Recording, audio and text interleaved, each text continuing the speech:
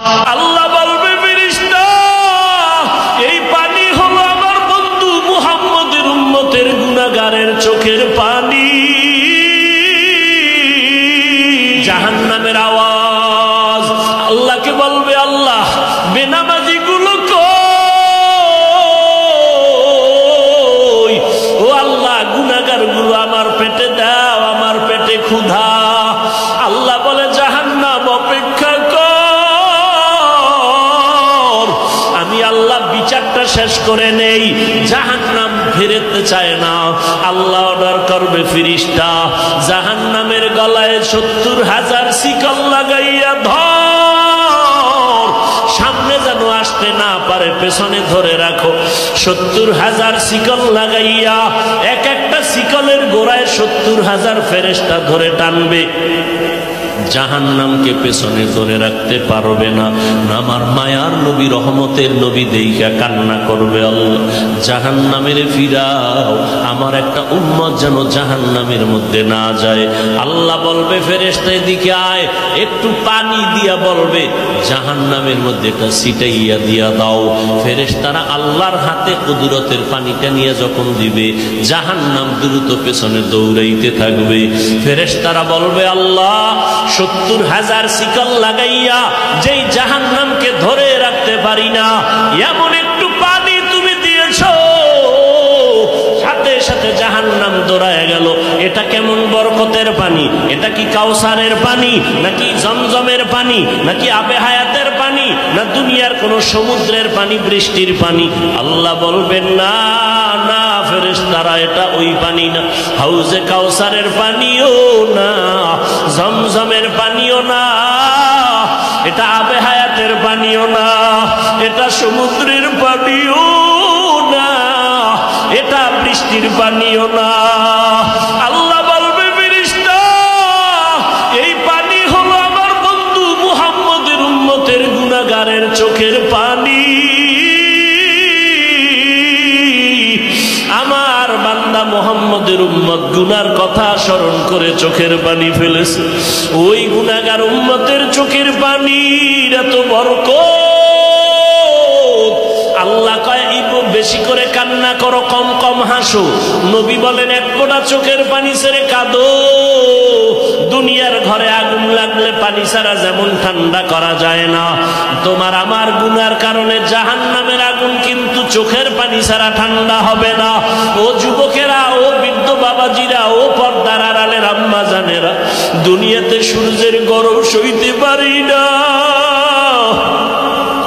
বিছানায় যখন ঘুমাইতে যাই, মশারি টানাইয়া ঘুমাই, মশায় কামড়াইলে ঘুমাইতে পারবো না।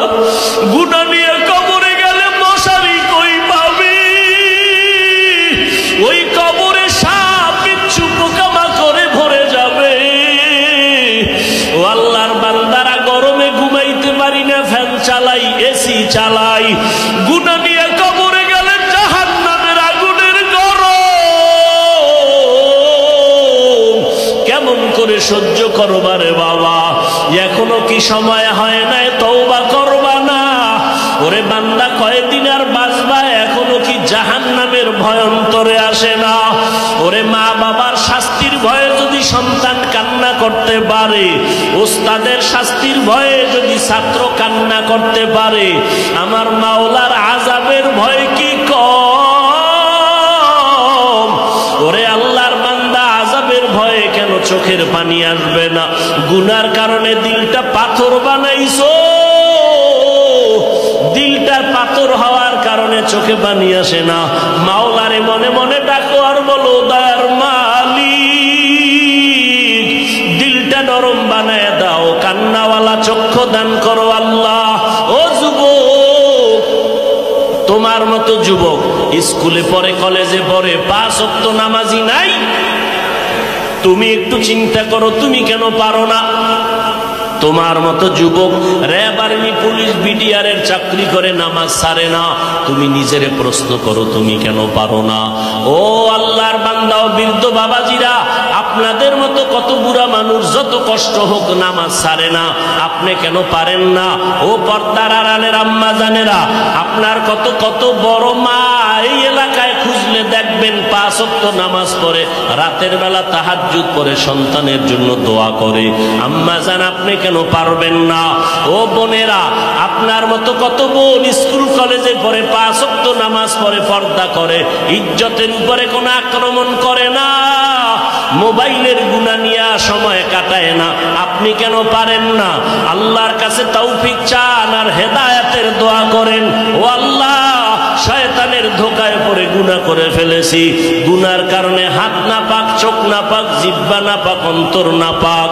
ও আল্লাহ, 1 সেকেন্ডের আযাব সইতে পারবো না, অতএব আজকে তওবা করে ফেললাম। ও আল্লাহর বান্দারা, মা বাবার দোয়া নিয়ে সামনে আগাও। এ যুবক, ওই মা বাবার দোয়া ছাড়া তুমি পরীক্ষায় পাশ করতে পারো নাই। মা বাবার চোখের পানি দোয়ার কারণে আজকে চেয়ারে বসলাম। মা বাবার দোয়া চোখের পানির কারণে তুমি টাকার মালিক, বাড়ি গাড়ির মালিক হয়েছো। ওই মা বাবার জন্য কি 1 ফোঁটা চোখের পানি ছেড়ে দোয়া করতে পারবা না? যাদের মা বাবা বেঁচে আছে দোয়া নাও, মা বাবার দোয়া নিয়ে সামনে আগাও, ওলামায়ে কেরামের পরামর্শ নিয়ে আগাও। আল্লাহর কাছে মনে মনে তওবা করো আর বলো, আল্লাহ, সামনে আর গুনাহ করব না, নামাজ